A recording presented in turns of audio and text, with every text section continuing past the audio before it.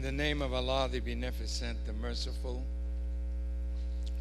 we give Him praise and thanks for His goodness and His mercy to the members of the human family. That whenever any member of the family strays from his straight path, before He punishes, out of His mercy, He always raises from among the people a prophet or a messenger to whom He gives what is called divine revelation or scripture, by means of which He guides whosoever will back to His straight path, that they might come again into His favor. When we pick up the Bible, we read of all of the great worthies, the prophets, that God sent into the world for human beings. We thank Him for Moses and the Torah and the Israelite prophets that gave us the Old Testament. We thank Him for Jesus, who gave us the Injil, or the Gospel, and the apostles, who gave us what is called the New Testament. And we thank Him for Muhammad ibn Abdullah, through whom Allah revealed the Quran. We thank Him for these worthy servants of God. But I am a student of the Most Honorable Elijah Muhammad. And I can never, ever thank Allah for allowing me to meet this man, allowing my heart to open and my mind to open to His words, that I might drink in His words. And when He was not among us, and the nation took a turn in a different direction, I knew the value of His teachings. So I decided to spend the rest of my life rebuilding His work, restoring the honor to His great name, and preparing a group of young men and women who will carry on His work when I am no longer among us. I thank Allah for His coming in the person of Master Farad Muhammad. You will get to know him soon. And I thank Him for His wise choice of the Honorable Elijah Muhammad. The day that they say that he died, I flew into this city, and it was like a great one had never been among us. I looked at the city and I looked at the people in the city. And there's a scripture in the Bible that said, had the works that he did been done in Sodom and Gomorrah, they would have repented. A great man was among us, a great teacher, who didn't hold what God gave him to himself, but he shared it with us. That's why we have a Malcolm X. That's why we have a Muhammad Ali. That's why we have an Imam Warithuddin Muhammad. And that's why in every major city in America, there was a minister from him that electrified that city. There would be no Louis Farrakhan without Elijah Muhammad. And in the 33 years going on 34, that I have labored outside of his presence. There's not one thing that I have done, the seed of which he did not plant in my head. Even though I may not have understood what he was saying at the time, it came to me as I started working words that he spoke. Can I give you one instance?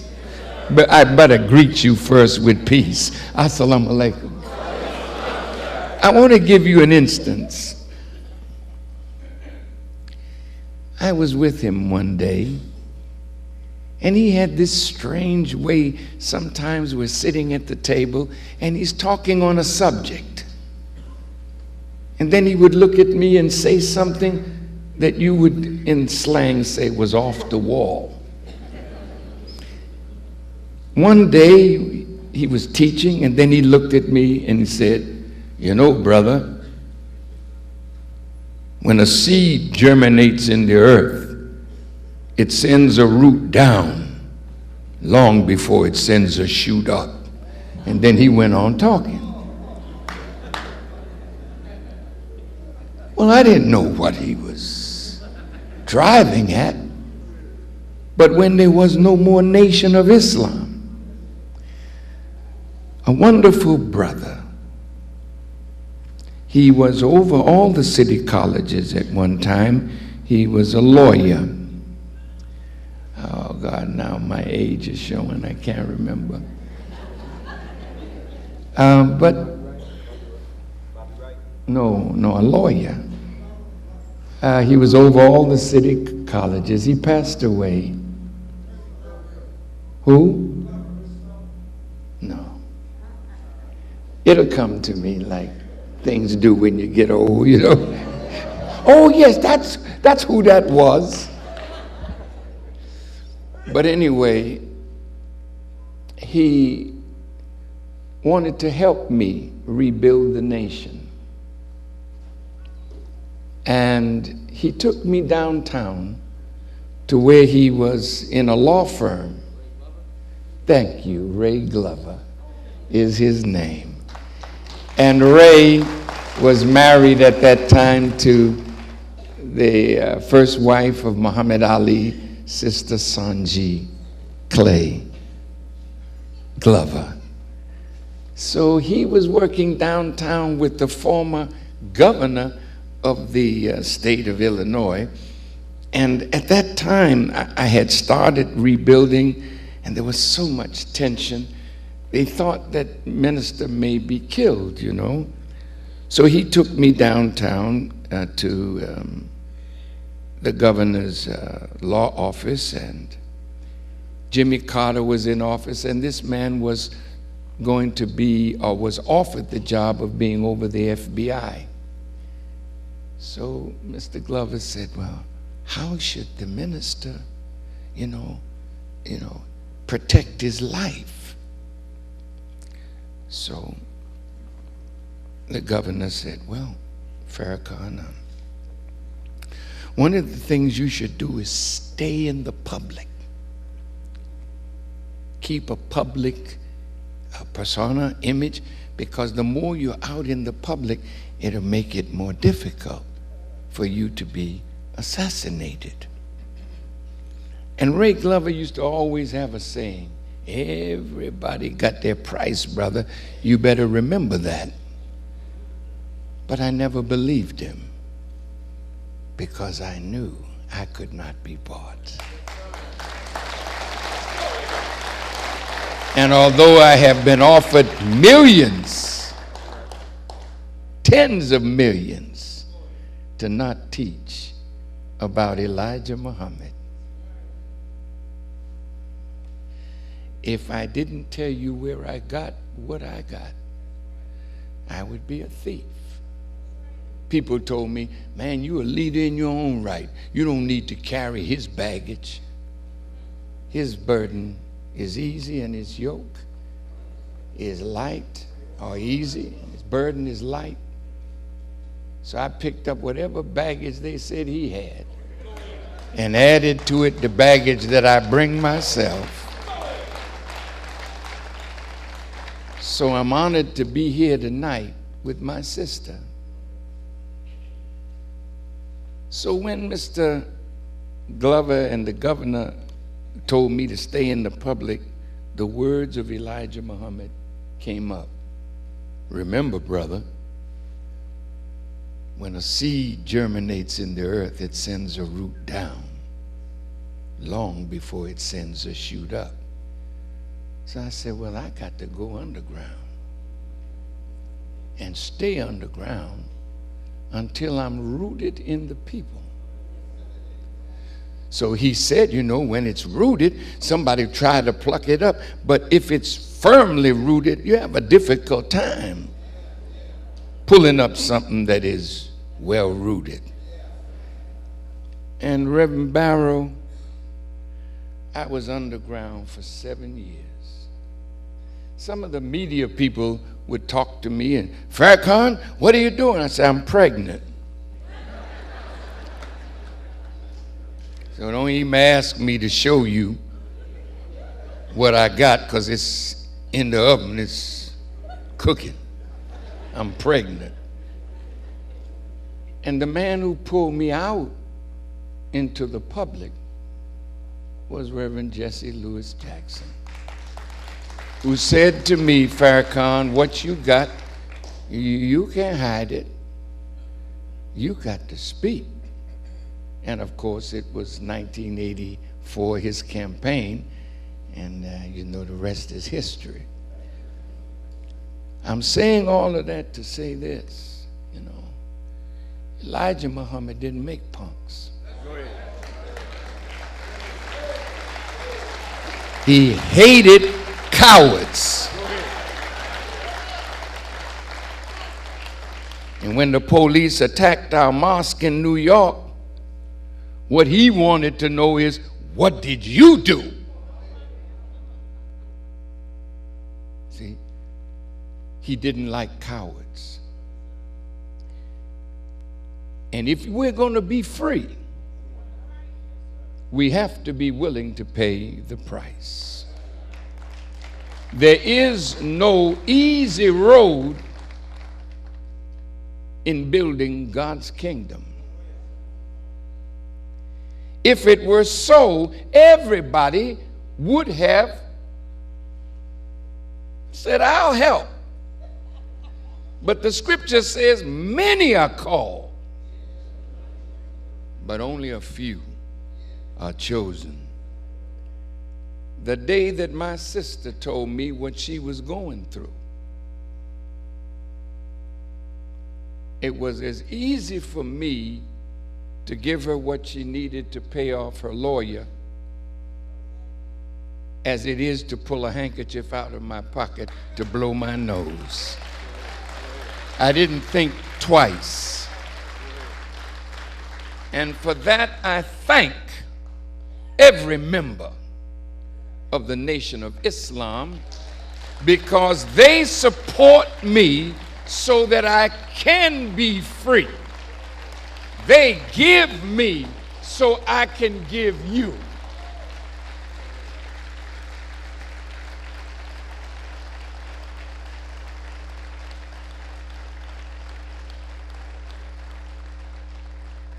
So the next time we met, I asked for Brother Leonard Farrakhan Muhammad.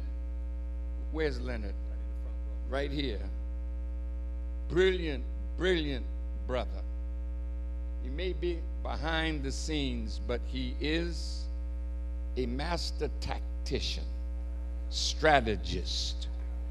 And those who know the workings of his mind know that God has put somebody among us that can really think through things and has the courage to speak if he disagrees, even with myself, which I like. I don't like sycophants. I don't like people who stroke and butter you because they're looking for something from you.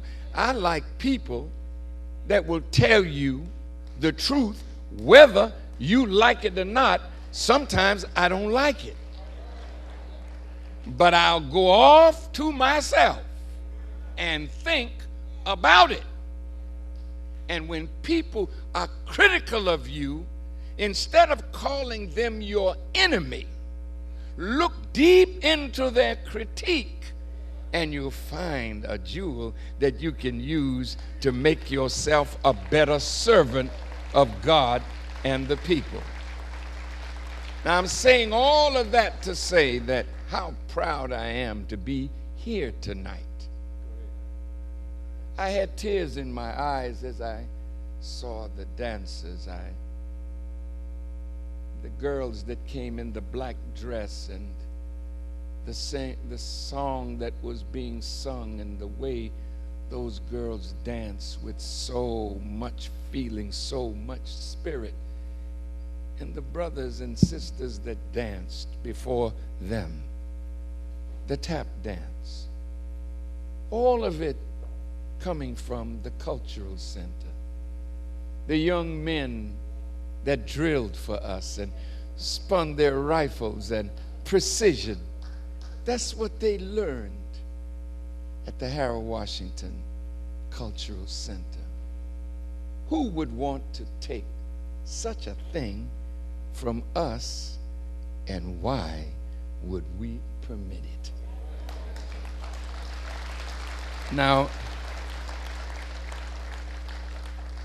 there's a few things I want to say tonight about how the enemy works.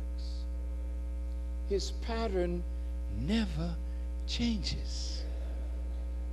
So once you understand the methodology, the modus operandi of the enemy, then when you see your brother and sister being assaulted, instead of running away from them, you should run to them to get their side of the story before you make your judgment.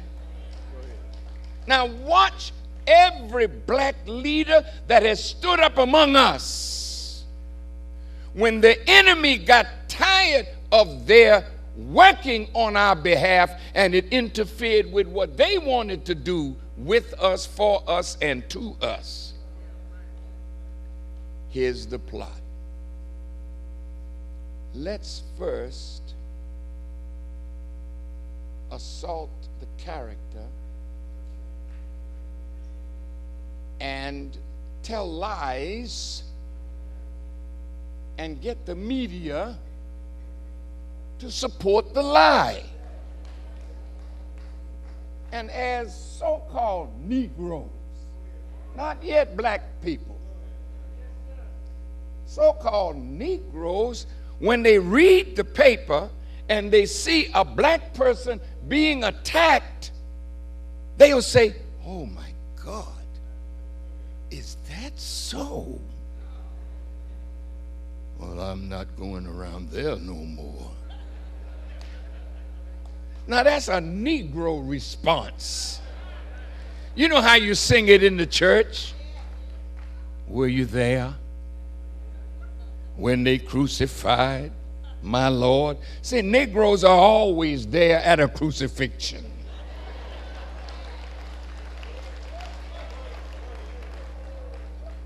And they love it. Put the nail in deeper. Put it in the foot, put it in the hand. Pierce them in the side. Let's gamble for what's left of the robe of the master.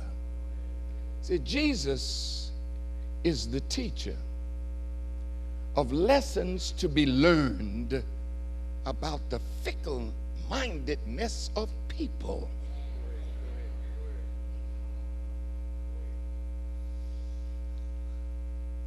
There were some disciples, man, that the master was teaching for years.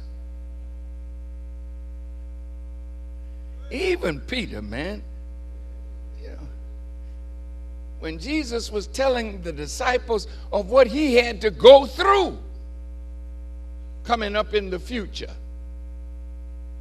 Peter said, "Oh, Master, nothing like that should happen to you." And Jesus looked at Peter. Listen to his words. "Get thee behind me, Satan." How could a chief disciple of the Lord in a moment of weakness speak like Satan? See, this is what's around us today. Dorothy is a sign of something. She's the latest crucifixion.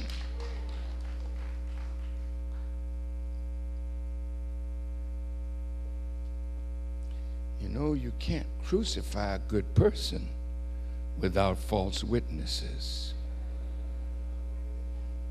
And you can't crucify a good person until you can turn some in the inner circle to betray the person that they say they love. So the Bible is very clear in a time like this. It's a time of betrayal.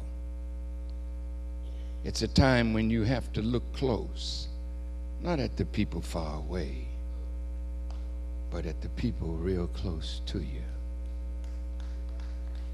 David said, "If it were my enemy, I could have guarded against him.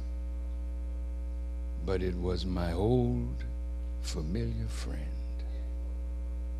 who used to go in and out of the temple with me, sat at my table and ate my food, and then lifted up their heels against me." Martin Luther King suffered this. Malcolm X suffered this. Elijah Muhammad suffered this. Marcus Garvey suffered this. W.E.B. Du Bois suffered this. Name a great one that stood for us.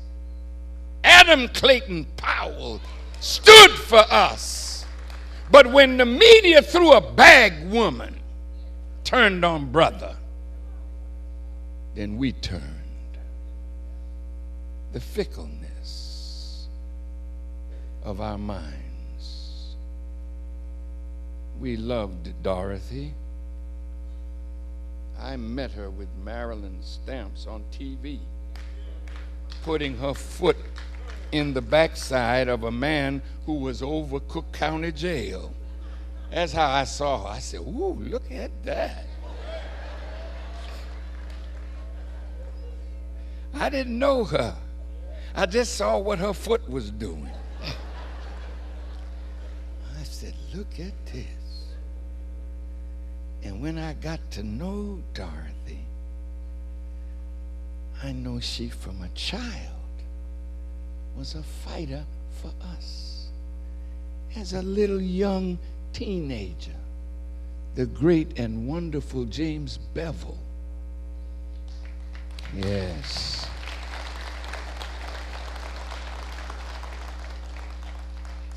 With Dr. King's blessing, took her from her mom and family and brought her here to Chicago as a teenager to fight for justice for black people in this city. Well, she fought so well that we elected her to the city council, along with Streeter and Wallace Davis and so many other great ones. But you know what? Of all the politicians that we have elected that have done good works, Dorothy Tillman is the only one that left office and built an institution for her people.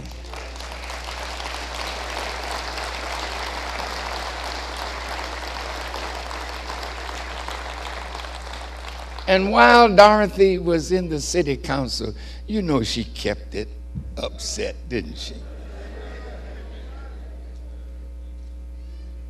Bringing reparations to the table in the city council. Now, you have to admire a woman that recognizes that this government and people owe black people something, and we've never been paid. And you must never think that a black president in the White House is payment for 450 years of evil and injustice.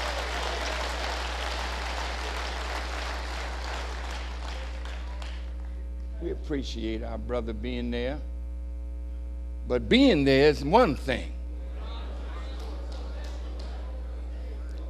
Using the power that that represents is another thing to really affect change. Well, we won't get into that tonight. But I'm here to defend the honor, the integrity,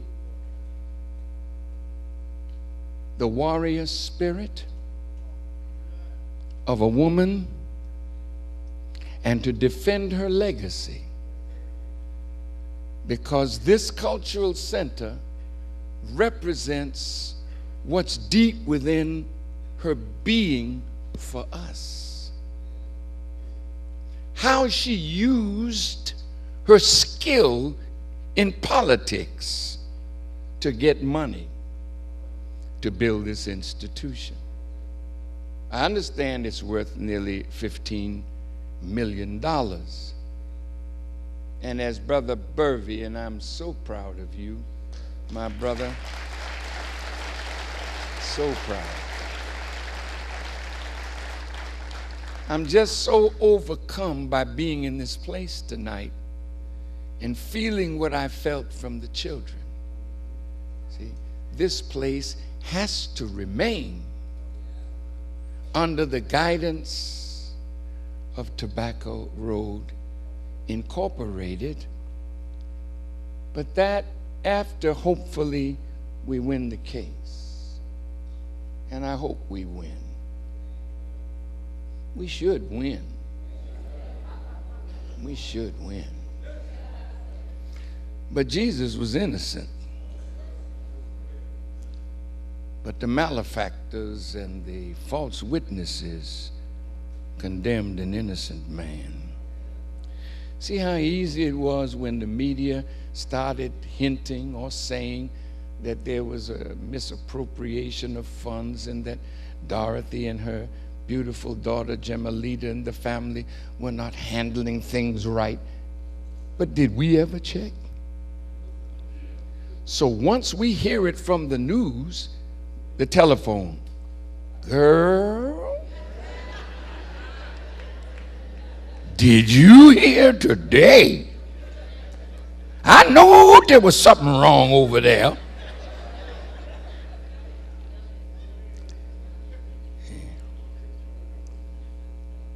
The gossip starts based on slander.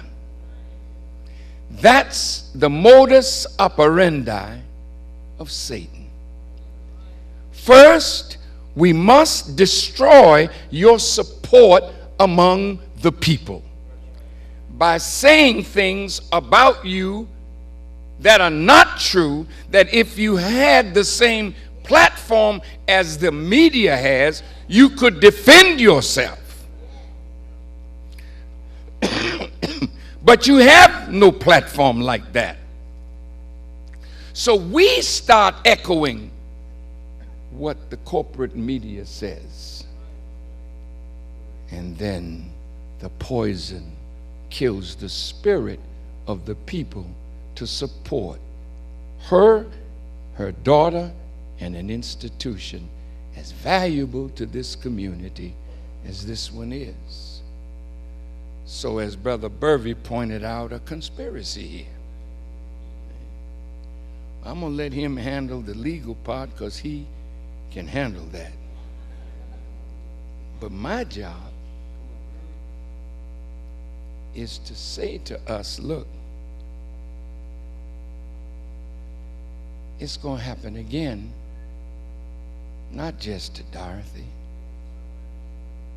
but to anyone that can stand and won't bend. They're on Brother Gaddafi because he's standing and he won't bend. Even though they're bombing him, yet they say he's defiant. Here's a man that built a country from nothing. You writers, you members of the media, examine the man's record. Oh, he kills his own people. Well, I can show you so many Americans that died in Iraq on the basis of a lie. Does the president kill his own people? Are you throwing him out of office and telling him he's unworthy?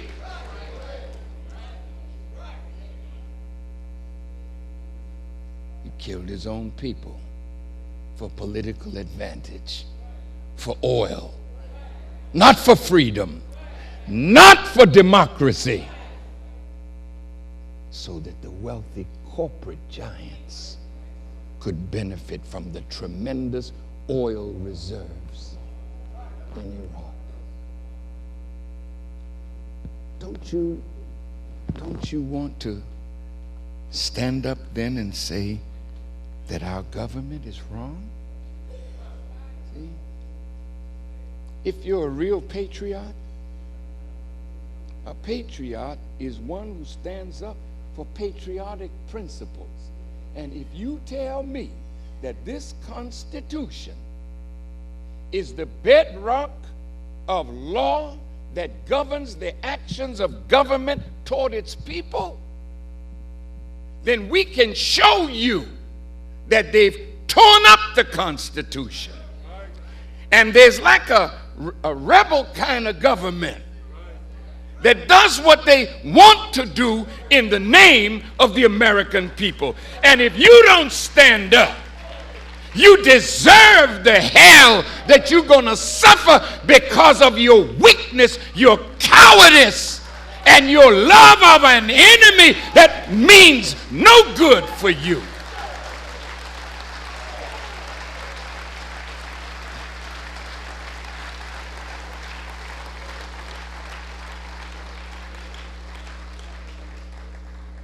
Let me say this and move on. Why is Gaddafi hated? What did he do? Why is Dorothy hated? What did she do? She stood up for a people that needed somebody to stand up for us. It's so painful to see a man like Lou Palmer, who stood up for us, beat down in the streets. And when he said to the young man, "Do you know who I am? I'm Lou Palmer." And the poor young man didn't care nothing about that elderly brother that fought the better part of his life for our consciousness. A young man slapped Rosa Parks. See? The people that fight for us. You see that movie, The Barbershop? I sat with Ice Cube and Cedric the Entertainer, and I said, "You know, brothers, this movie will be around when you are dead and gone." When that movie played in the theaters, young people laughed when they talked about Rosa Parks, Dr. King, Jesse Jackson. Young people laughed. But the older ones who knew the price that had been paid so that they could laugh, so that a movie could be made about our barbershops. Barbershops are the only free place that black people have to say what's on their minds. and to bring out what we say in a barber shop for the whole world to see, and then laugh at those who paved the way for us. I said, do you know, brothers, that 20, 30 years from now, when maybe you are dead and gone, they'll take away Dr. King's holiday because of what was said in this movie. See, they won't honor the work, the sacrifice of Rosa Parks because of the way she's treated. This is the way we treat people that stand for us. How many of you have heard of John Fitzgerald Kennedy? Have you heard about him? America loved him. But he used to, from what I hear, smoke cocaine in the White House.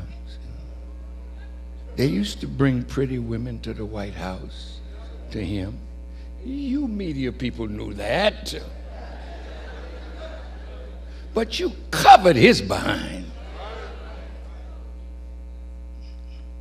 But you couldn't leave Mayor Barry with dignity. You had to just destroy, not him, no.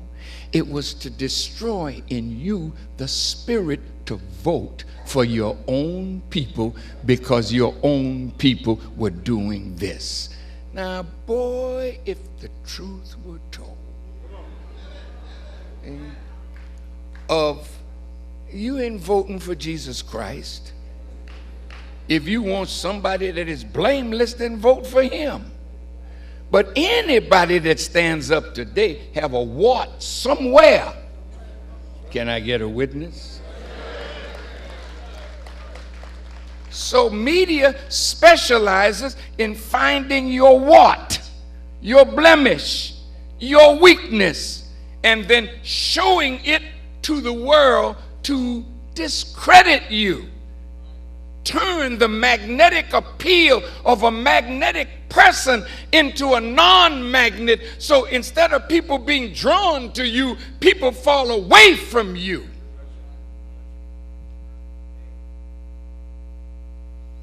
And then they can come after that with legal matters and take from you what they want. Why are you saying this, Farrakhan? I just wrote a letter to Muammar Gaddafi, and that's not to be the subject for the news tomorrow.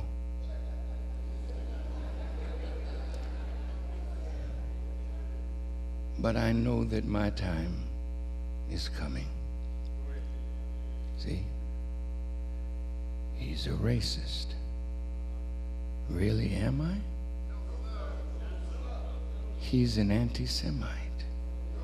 He's a hater. He's homophobic.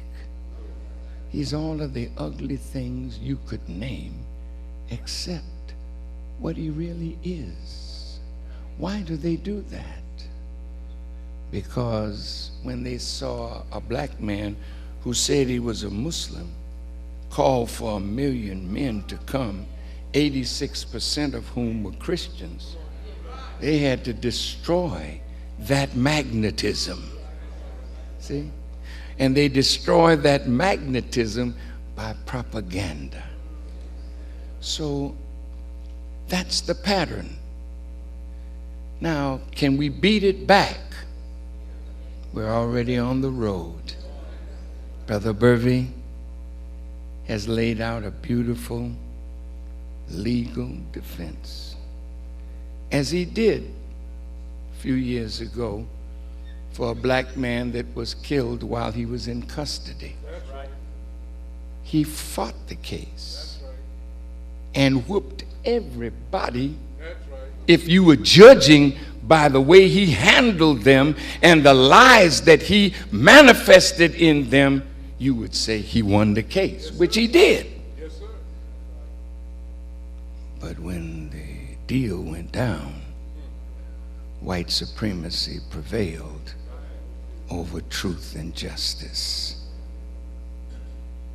So I hope that we will win. But I think we will win. And I think that if the community is awakened, we won't take a loss. And the moment that she is set free from these charges, that's when the community has to step up, because there'll be $1.5 million owed on this building that we must pledge that we will retire.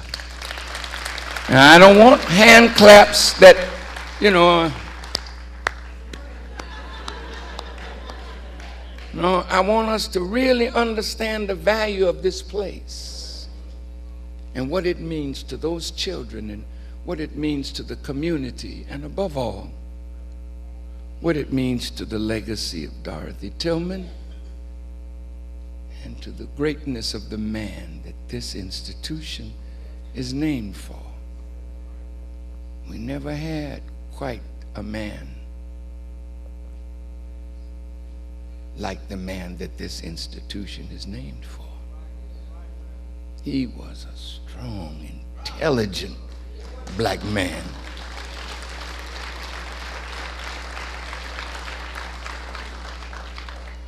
He wanted to be mayor for 20 years, and he might have been. But you know how death comes, do you?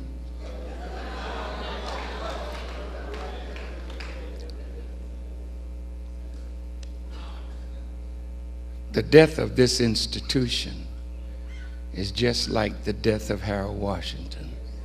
It'll be a shock. And it will say that we didn't care enough.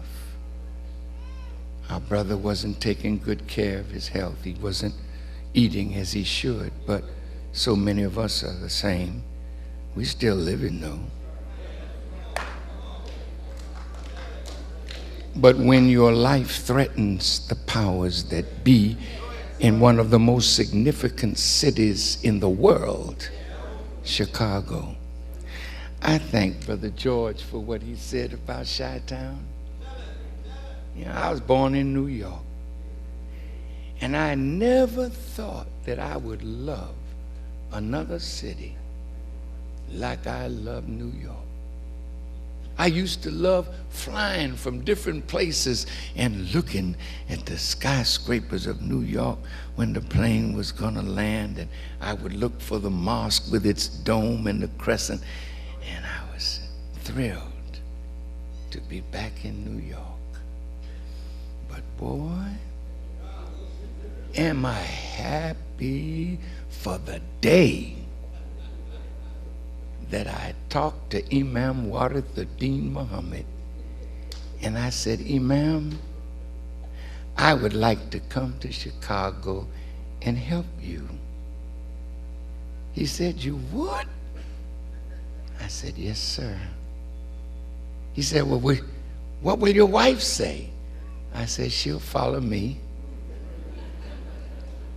Before I could get back to New York, it was in the New York Times the next day, Farrakhan is leaving New York.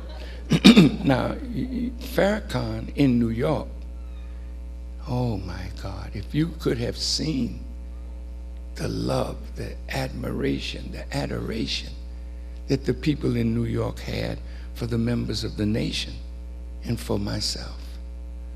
The drug addicts, I would walk among them, their hands swollen from the drugs. Every day I would meet them and talk to them, so that when the police attacked the mosque, it wasn't the Muslims as such that stopped it. It was the people. And you know what? I was inside the mosque. The people surrounded the police. Yes, they did. And they said, bring Farrakhan out. We got to see that he's all right, or we'll turn this.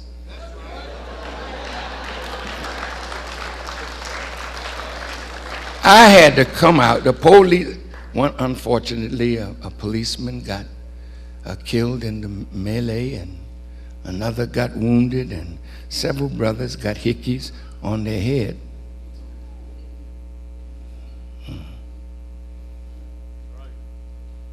But the police were so frightened because the people rose up that they left a crime scene and didn't ask questions.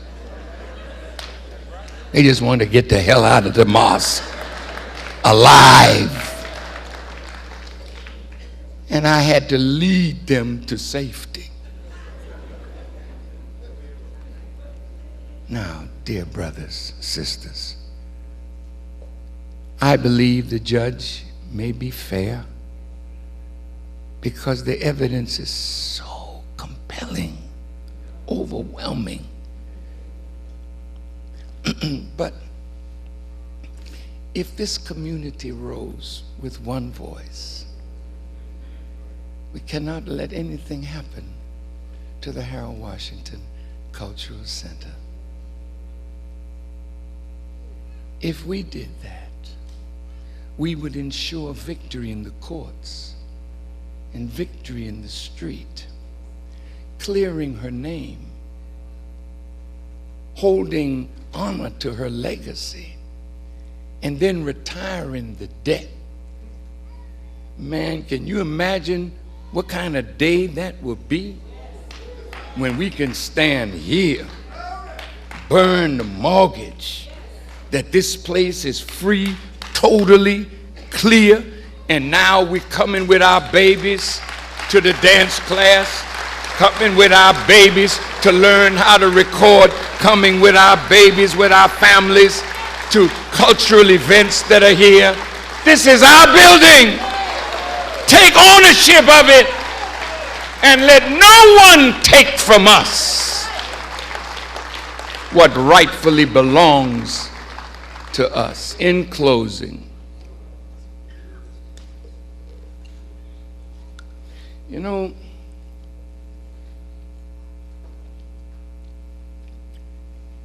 when 9/11 happened, on 9/10, Bush was not as popular as he was on 9/12. In fact, when he went into the election after it, and his motorcade was coming down, I think it's, what's that avenue where the White House is? Pennsylvania Avenue. Instead of saying hail to the chief, they were saying hail to the thief, because they thought, and many believe, he had stolen the election. So the country was divided. So when the towers came down the next day, the country united behind a tragedy. And I asked myself, who benefited? Did you?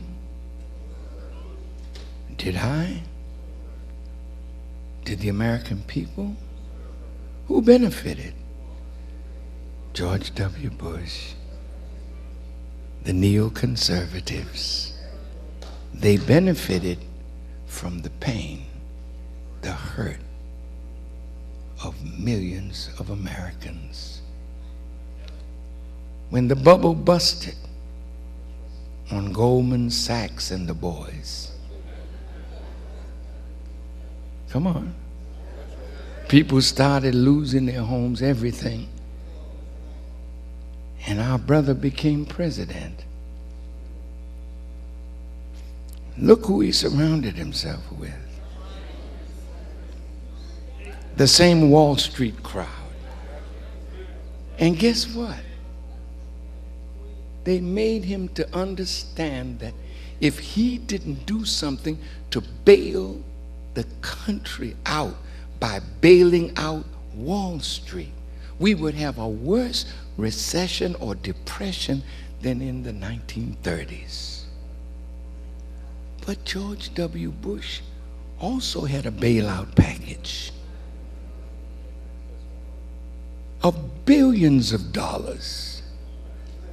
Did you hear where that money went? Nobody knows. 800 billion. So when Brother Barack gets in, he gives us another stimulus package. Now they know where the money went. But did you benefit? You sure? Did they bail out your house? See, always follow the money. See who benefits from a disaster. See who benefits from her fall. See, and we got some black people that are like vultures. They smell the blood of Dorothy Tillman and Tobacco Road and the acreage that's around here that she got for this community. And then the greedy mind says, to hell with justice. If she loses, we'll gain. Let me close with this. If she loses, we lose. And those who think that they would benefit if she loses, I'm telling you, you've taken fire into your bosom. I intend to go to New York to the United Nations and talk about my brother. See, you know, no, listen, just listen. When you get close to God and you live a righteous life, you'll find out one day that your will is akin to God's will, so that the things you speak, God will bring it to pass. That's the kind of man you're looking at right now. I'm just telling you straight up.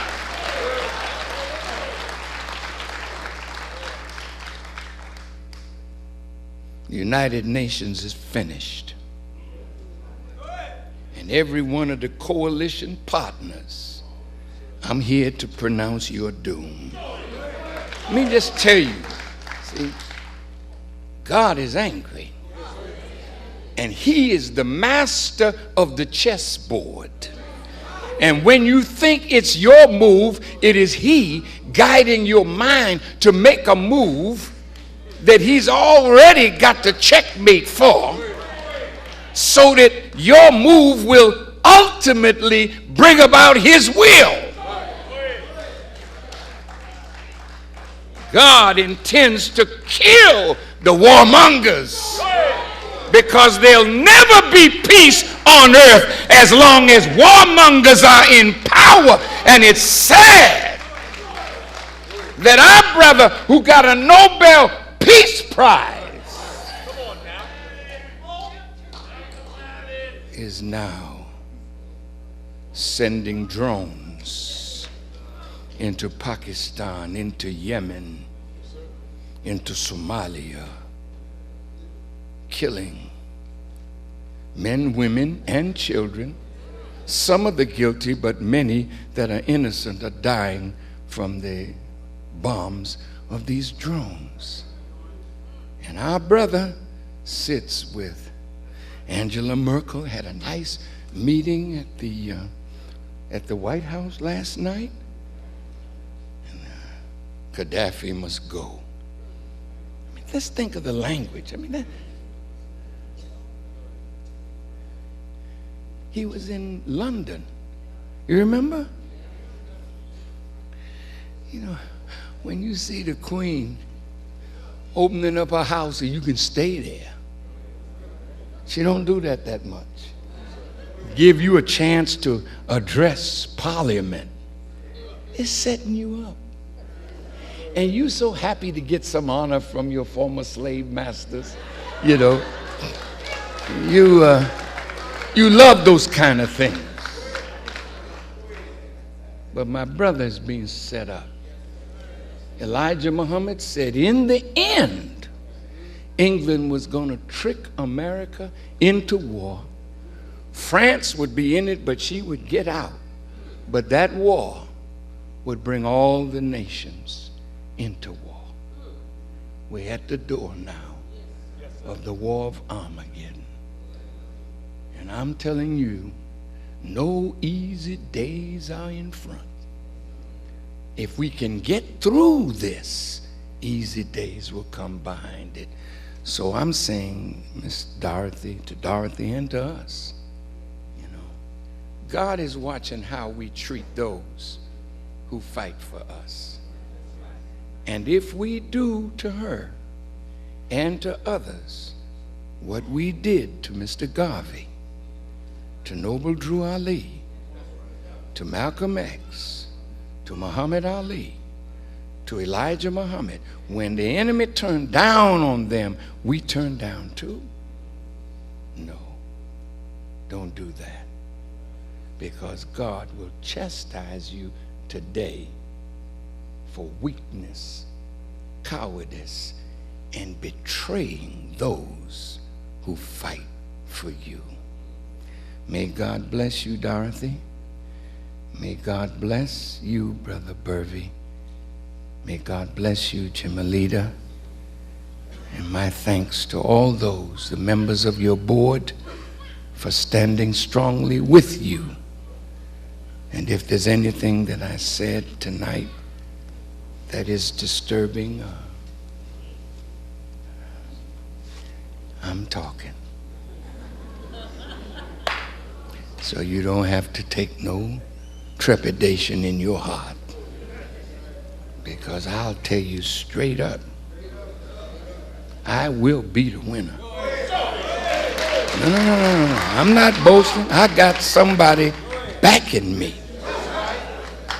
You know how daddy, when he got a little child that's afraid, you know, and daddy stand at the foot of the stairs and tell him, jump. But he's scared. He said, jump. And finally, the little boy gets credit for jumping, and daddy's strong arm catches him. Then he runs back up the stairs and jumps until daddy tired. Well, to whom is the arm of the Lord revealed? See, once you know the power of your God, jump! Don't fear nothing, no one, because the battle is already won if you stand up and fight like a man. Thank you for listening.